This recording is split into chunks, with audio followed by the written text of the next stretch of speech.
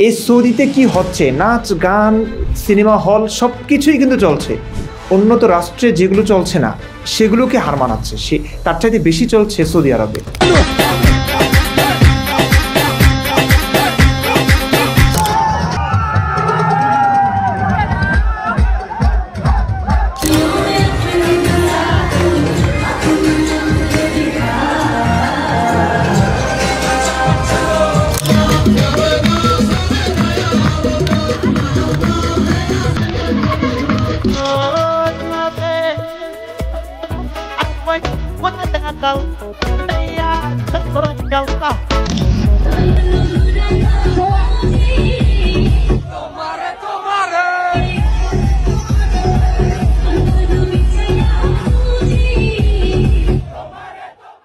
হায় প্রিয় বাংলাদেশি, আপনারা যে সৌদিকে ভালোবাসেন, যে সৌদির ইসলামকে ভালোবাসেন, যে সৌদির মানুষগুলোকে ভালোবাসেন, সেই সৌদি এবং সেই দেশের মানুষ এবং নবী রাসূলের চরিত্রগুলোকে একটু দেখুন। আমাদের বাংলাদেশি ধর্মপ্রাণ মুসলিমদের মুখ থেকে শুনুন সেখানে কি হচ্ছে। নারীরা তো ধর্ষিতা হচ্ছেই, পুরুষরা পর্যন্ত সেই দেশে নিরাপদ নয়। শুনুন এক ভাইয়ের কথা। কোম্পানির 8 ঘন্টা কাজ করে বাহিরে কাজ কাম করার উদ্দেশ্যে বাইরই, তো রাস্তার সাইডে দাঁড়ায় রয়েছি, এক সৌদি আছে গাড়িটা এগোতেছে কাজ করবে। আমি কইলাম যে কি কাজ? কয়টা শিক্ষা দিলাম। শিক্ষা বলতে আপনার একটা বিল্ডিং এর একটা ফ্লোর আর কি, ফ্লোরের মধ্যে 3-4টা রুম থাকে, টয়লেট থাকে, কিচেন রুম থাকে, এগুলা ধুইব। পরে আমি কইলাম যে ধুয়ে দেম, কত দিবি? কয় তুই কত চাস? আমি কইলাম যে 150 টাকা দিবি, 150 রিয়াল দিবি। কয় না 100 রিয়াল দেন। তাই 20 টাকা দিস, 120 টাকা দিস। কয় চায়। আপনার সকাল 10টায় গেছি, কাজ কাম প্রায় শেষ, 1টা বাজে, আজান দিছে। তো সৌদি আমার কইছে কয় নামাজ পড়বে। আমি কইলাম যে আমি কাজ কাম করছি, কাপড় টাপড় গাইমা টাইমা গেছে, ময়লা টয়লা পড়ছে, তো গোসল দিয়ে বাসায় আমি নামাজ পড়াম, তুই নামাজ পড়। তো বেশ ভালো কথা। হ্যাঁ নামাজে দাঁড়াইছে, নামাজে দাঁড়ায় আপনার আমি কাছে দাঁড়ায় রয়েছি, নামাজ পড়ে উঠবো, টাকা দিব, আমি যাই আমগা। হ্যাঁ নামাজে তাই কেনিয়াত বান্ধেলছে আমার দর্শন করবো, বুঝছেন? খুব সম্ভবত নামাজে দাঁড়িয়েছে। চিন্তা করুন ধার্মিক লোকটা। আমি বুঝি না ধর্ম এবং ধর্ষণ কিভাবে এক হয়। আচ্ছা, নামাজে দাঁড়িয়ে চিন্তা করেছে, নারী হলে একটা কথা ছিল, একটা পুরুষকে, এই লোকটা চিন্তা করেছেন এই লোকটাকে সে ধর্ষণ করবে। ওকে, ডান কাঁধে সালাম ফিরায়, বাম কাঁধে আর ফিরাইছে না, বাম কাঁধও ফেরানি না ফিরায়া এই আমার রুমা গেছি, দরজাটা লাগাই দিছে। দরজা লাগাইছিস কেরে?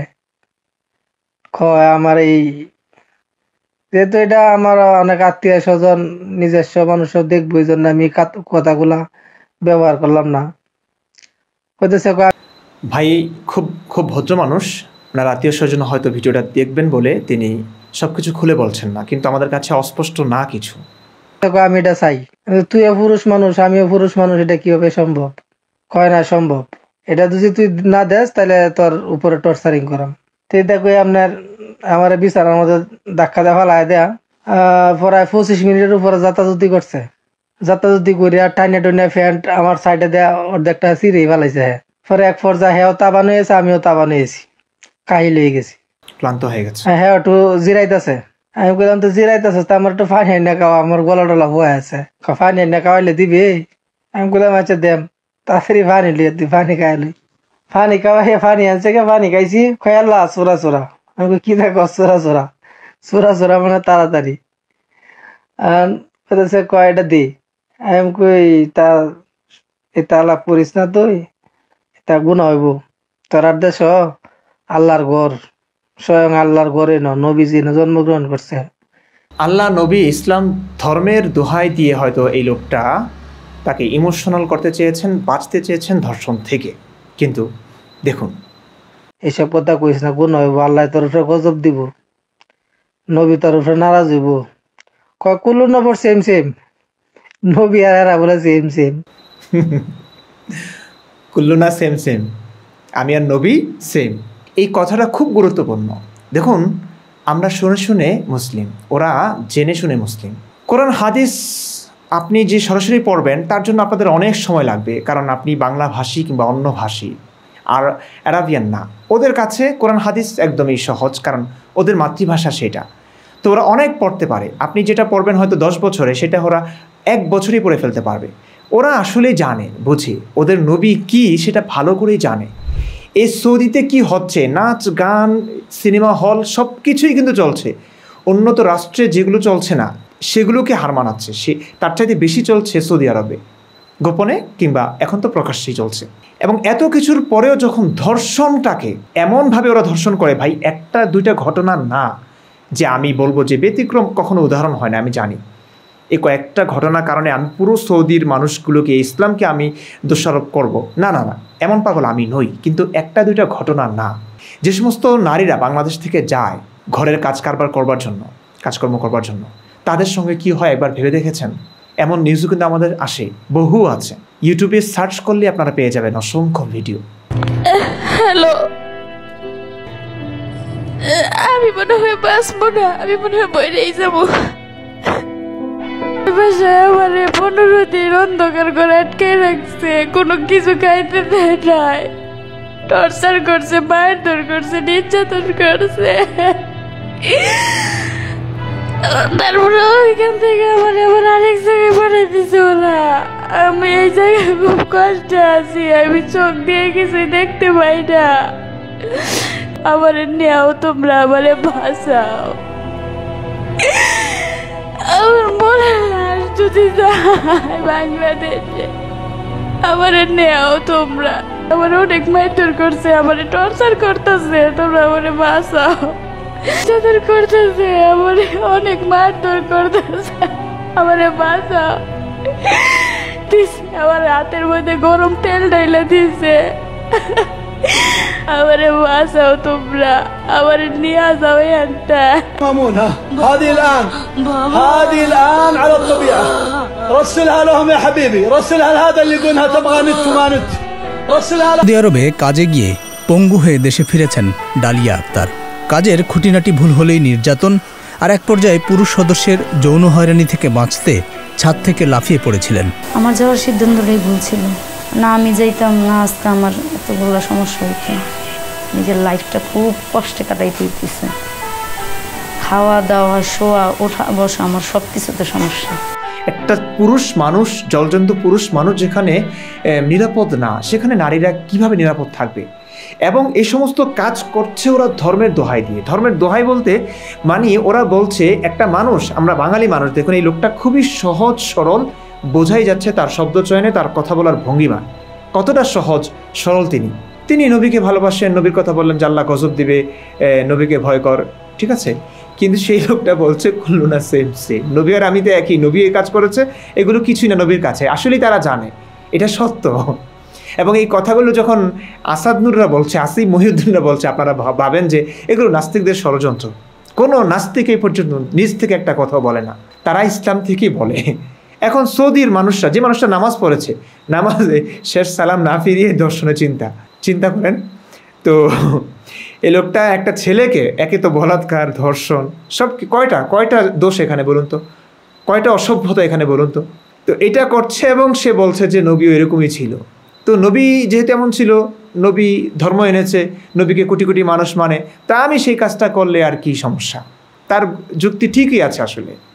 কিন্তু বোকা হচ্ছে আমরা, আপনারা যারা কিচ্ছু না বুঝে, কিচ্ছু না জেনে, কোরআন হাদিস ঘাটাঘাটি না করে, কয়েকটা সুন্দর সুন্দর কথা আলেমরা জোড়াতালি দিয়ে বলে, সেগুলো শুনে আলেমদেরকেও টাকা দেন, জনপ্রিয় বানিয়ে দেন, তাদেরও পেট চলছে খুব ভালো, আর আপনারা কান্নাকাটি করছেন। আপনারা ওই 5 ওয়াক্ত নামাজ পড়তে মসজিদে যাচ্ছেন। আমি আপনাদেরকে দোষ দিচ্ছি না ভাই, প্রিয় মুসলিম ভাই বোনেরা, আমিও তো ছিলাম মুসলিম, পাক্কা মুসলিম। আপনারা আমার মতো মুসলিম ছিলেন না। তাহাজ্জুদ পড়েছে আমি। কোরআনের হাফেজ হওয়াটা চারটিখানে কথা নয়। কত কষ্ট করে যে একটা মানুষ কোরআনের হাফেজ হয়, এতগুলো বছর মাদ্রাসায় পড়ে আলেম হয়, মুফতি হয়, সেটা মাদ্রাসার ছাত্ররা জানবে। কোনো শখ ছিল না, কোনো প্রলোভন ছিল না আমি এই পথে আসব, বরং কণ্ঠকাকীর্ণ পথ ছিল, ঝুঁকিবহুল ছিল, পদে পদে বিপদ ছিল, মৃত্যুর আশঙ্কা ছিল। সব কিছু, সব ভয়কে জয় করে, সব কিছুকে পিছনে ফেলে কিছুতেই মানতে পারছিলাম না আমি, কিছুতেই আব্দুল্লাহ মাসুদ মানতে পারছিল না, তার সব ছিল বাংলাদেশে, সেও মানতে পারছিল না। তাই একজন মুফতি মাসুদকে দেখতে পাচ্ছি আমরা, আমাকে দেখতে পাচ্ছেন আপনারা। তো আর কি বলবো, দেখুন আরেকটু কথা শুনুন। আচ্ছা, পরে আপনার এই আমারও খুব অনয় বিনয় করতেছে। পরে এক পর্যায়ে আমি একটু জারি মারছি, যে আপনার কাপড় হ্যাঙ্গার করে যে এই জিয়াইদারের হ্যাঙ্গার 8-10টা হ্যাঙ্গার হাতের মধ্যে বললা ঝাড়ি মেরেছে, হ্যাঙ্গার দিয়ে মনে হয় বাড়ি দিয়েছে। এটা খুব জঘন্য কাজ করেছে আসলে। কারণ